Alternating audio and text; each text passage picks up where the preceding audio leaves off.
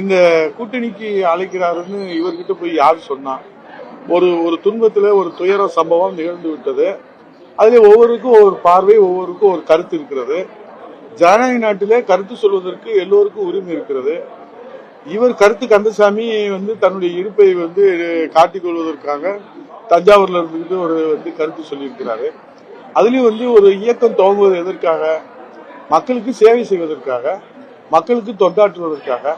அது குறித்து ஏதாவது திட்டங்களை சொல்லுவாருன்னு பார்த்தா, இவர் எப்ப பார்த்தாலும் எடப்பாடி திட்டுறதே வேலையா வச்சுக்கிட்டு இருந்தாருன்னா இதுக்கு எதுக்கு கட்சி? இப்போ அம்மாவனுடைய திருவுருவப்படத்தை கொடியில வச்சிருக்கிறாரு. ஆனால் அம்மாவுடைய சாவுக்கே காரணமாக இருந்த திமுக எத்தனை அரசியல் காழ்ப்புணர்ச்சியோடு பொய் வழக்கு போட்டாங்க. அந்த அரசையும் முதலமைச்சரையும் பாராட்டினது, புகழ் பத்திரம் வாசிக்கிறவரு எப்படி அதிமுக கொடுத்து கருத்து சொல்ல முடியும்? அப்பயே அந்த தகுதியும் அந்த அருகதையும் இழந்துட்டாங்கல்ல. எப்போ திராவிட முன்னேற்ற கழகத்தை பாராட்டணும், புகழணும், அதன் மூலியமா என்ன பிரதிபலன் அடையணும்னு நமக்கு தெரியாது, ஆண்டவனுக்கு தான் வெளிச்சம்.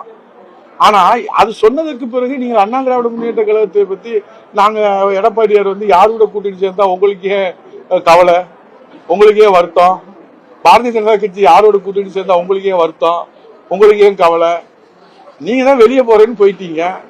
அதுக்கப்புறம் கருத்து கந்தசாமியா நீங்க கண்ணை மூடிக்கிட்டு கருத்து சொல்றதுனால தமிழ்நாட்டு மக்கள்கிட்ட என்ன உங்களை நம்பி வந்த தொண்டர்களுடைய நிலையே கேள்விக்குறியா இருக்குது.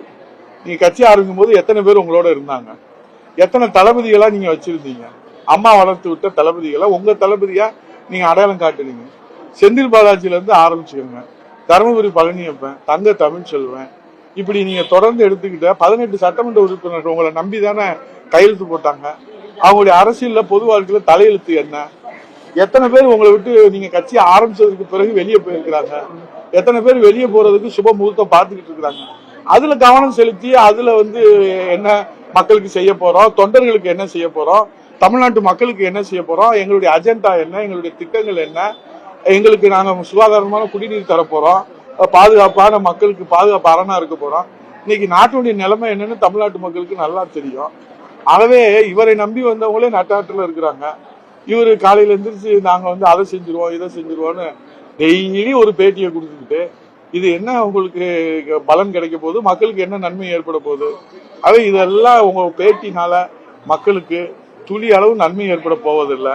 உங்களுக்கு இருப்ப வேணா நீங்க ஊடகத்து மத்தியில உறுதி செஞ்சுக்கலாமே தவிர மக்கள் மனதில் இடம் பிடிப்பதற்கு அவர் தவறான வழியில போறாரு.